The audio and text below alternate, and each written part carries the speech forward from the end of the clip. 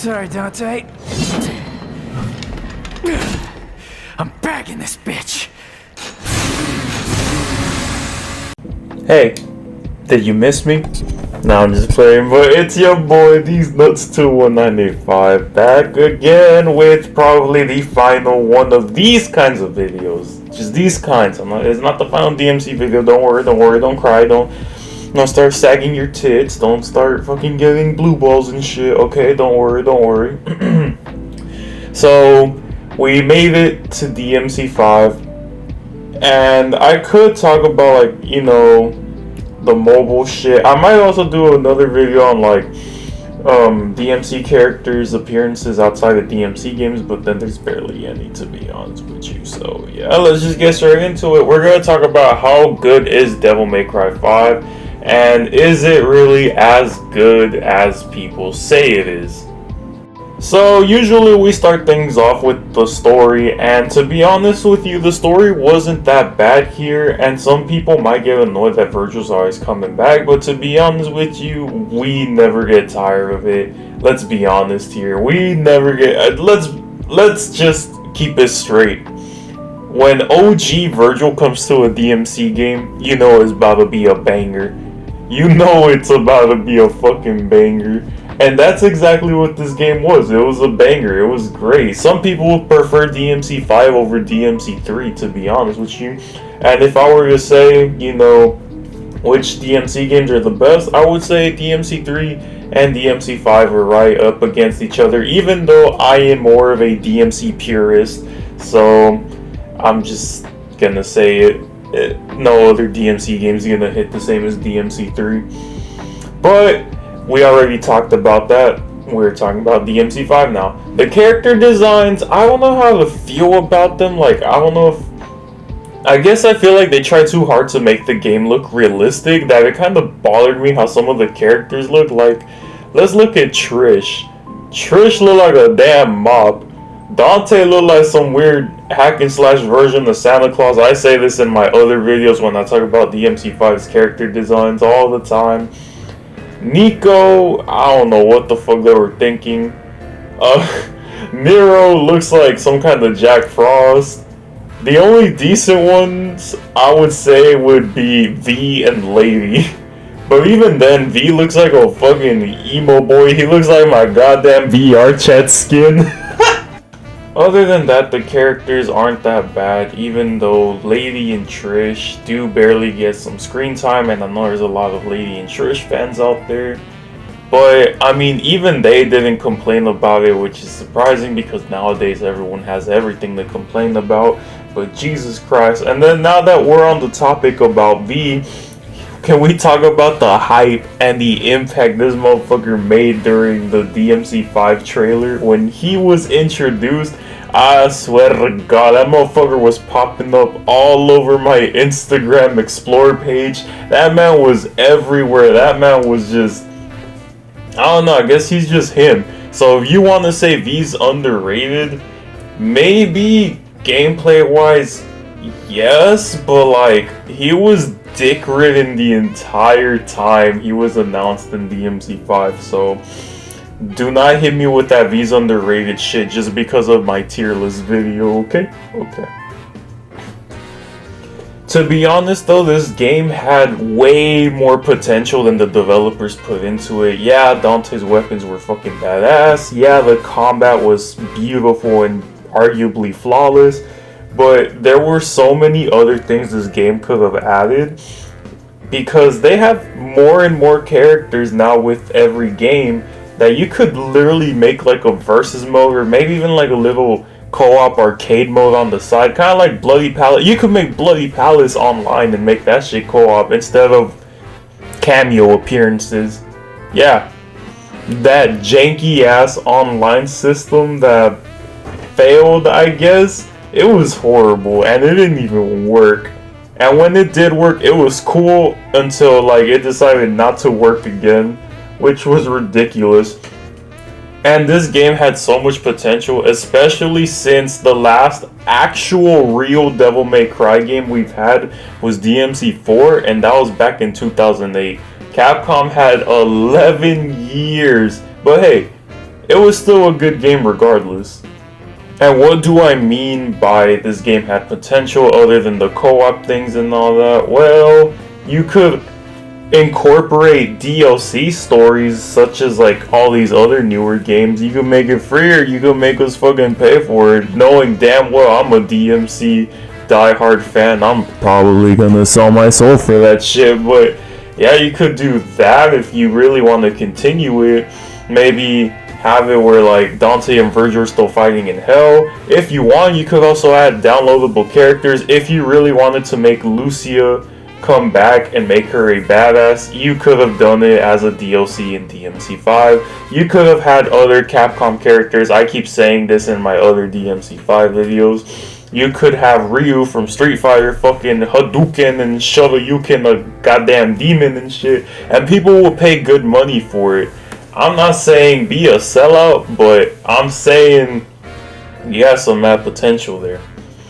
You could have had Bayonetta be in your game. You could have had a fucker from No More Heroes. You could have had some fucker from Final Fantasy. You could have literally had anybody in this game. You could have fucking Ryu from Ninja Gaiden. I'm telling you, the possibilities with this game were endless, and then we just got the 20 missions with a story that has a few plot holes, and Virgil with the turbo mode and shit for Legendary Dark Knight. There were no other items other than gold orbs in this game too, so you couldn't use Vital Stars, Devil Stars, Holy Waters, even though those were practically useless in the harder difficulties. But I mean, this game wasn't too hard. Like, if you're just a casual player, you'll be fine. You can beat it in every difficulty just fine.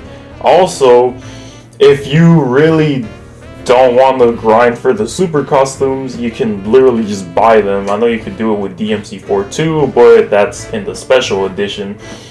And then you could buy red orbs and stuff, but I mean, just grind the game out, trust me. It's not even hard.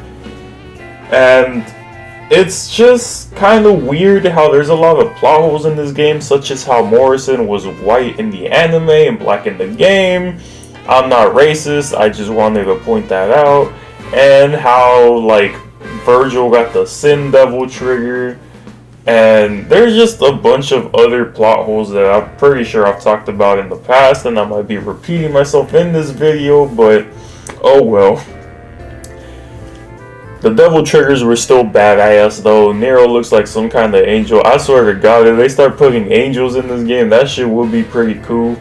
I mean, like I said, the whole purpose of DMC5's gameplay was to shit on the reboot, so we might see Nero become some kind of Nephilim in DMC6 whenever that comes out, like 20 years from now maybe. And then Virgil and Dante's Sin Devil triggers.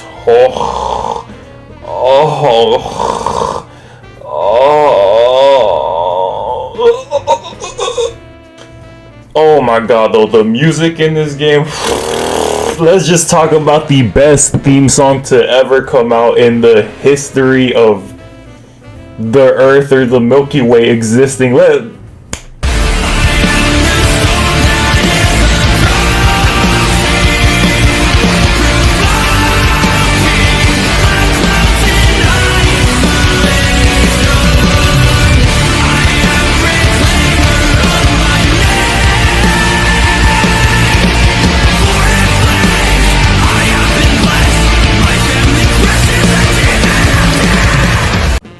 All the other theme songs could have been bad. They're not that bad though, but honestly, they just do not compare to the best theme song to ever exist. I swear, Barry the Light carries. Listen to this shit at the gym. You're gonna want to fucking grab the strongest man there, and you're gonna want to break his arm.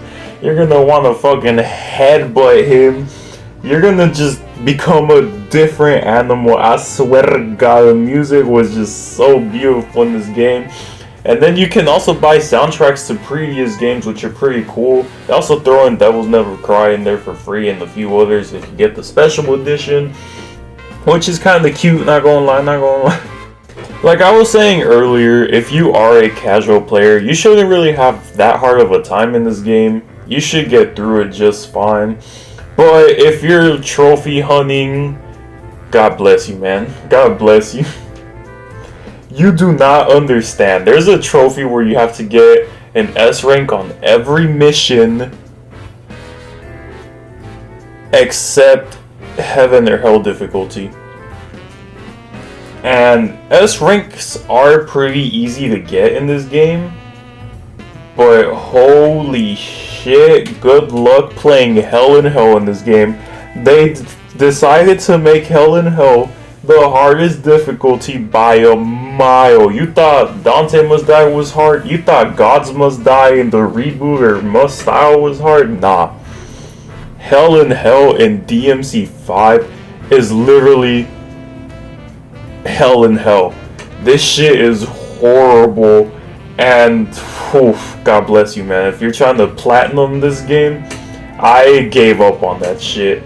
I'll probably go back to it, but we'll see. Because on some of the missions in Hell in Hell, to get an S rank, you have to not even get hit at all. You get hit once by S rank. You also get no checkpoints, and then you get hit once, boom. You get hit twice, boom. You get hit a third time, you gotta start the entire mission over, buddy. Rest in peace, man. Rest in peace. And Dante Must Die. We all know that the enemies are just tanks. You gotta break your controller just to kill one of them. So, yeah, rest in peace to your controller, and rest in peace your mental health, because holy shit, you're gonna be traumatized. I guarantee it.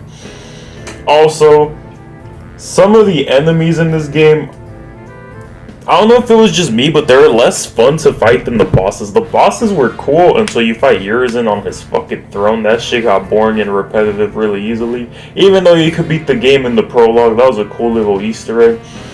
But the bosses were pretty fun and enjoyable in this game. Goliath is definitely like my favorite boss for sure. And I don't know, the lesser enemies just felt kind of boring. They're also really frustrating because they gave them really annoying abilities. For example, there was the Speedster Demon. Then there was the one that kept spawning fuckers and countering everything. And then there was the one where if you kept knocking them back, that motherfucker would just charge at you. And then there's the Behemoth, which if you broke the chains, oh my goodness. And yeah, the fucking lesser enemies in this game just kind of made the game not enjoyable for me. I don't know if it's just me, let me know if you agree or disagree, but holy fuck, did I have a...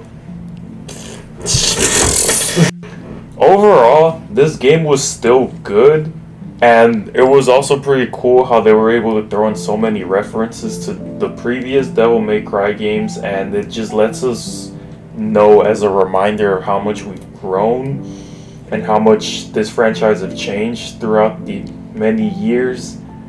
And like I said, this game just had potential. I feel like it didn't tap into its fullest potential, but I mean, they still did a great job and they still delivered, and it wasn't no DMC2 and no reboot.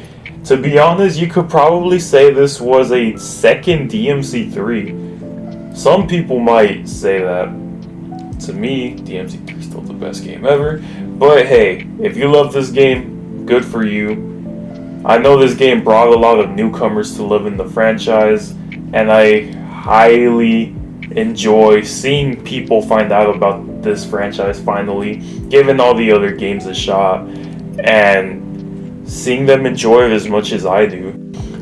Devil May Cry was that hidden gem, and thanks to Devil May Cry 5, we have a growing community, and it is rising to popularity since a lot of people have been, you know, giving this game so much love and support, and then they give all the other games a shot, and then people are like, oh, that looks fun, let me go ahead and play that, and then they do. And then they start to enjoy it as much as all of the OG Devil May Cry fans. And then a lot of newcomers get shitted on for becoming Nero fans. But hey, I don't care if you're a Nero fan. In my fucking character tier list, I ranked him higher than Dante because Dante's just an overwhelming character for a lot of people. But, I mean, that's a different time for a different video. I hope you guys enjoyed. Leave a like, comment if you're new, subscribe. Share this with your bus driver who drives you from the strip club home when you're drunk and you're too broke to afford an Uber and you're too broke to afford a car. I will see you in the next one. Bye.